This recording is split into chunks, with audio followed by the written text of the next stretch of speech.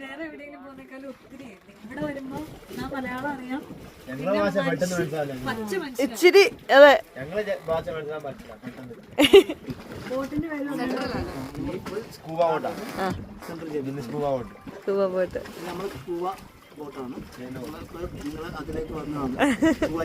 ഞങ്ങൾ എൻജോയ് ചെയ്തു. അടിപൊളിയായിരുന്നു. നീ എക്സ്പീരിയൻസ് പറ. അടിപൊളിയായിരുന്നു, നൈസായിരുന്നു.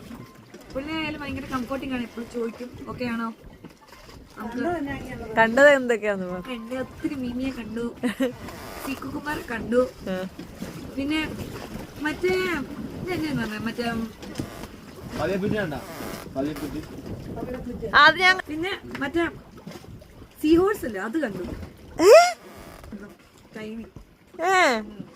അത് ഞാൻ കണ്ടില്ല കേട്ടോ. അത് എങ്ങനെ ഇങ്ങനെ പോകണ്ട. അയ്യോ അത് ഞാൻ കണ്ടില്ല. ഞാൻ ടോം ആൻഡ് ജെറിയിൽ മാത്രമേ കണ്ടിട്ടുള്ളൂ. അടിപൊളിയായിരുന്നു.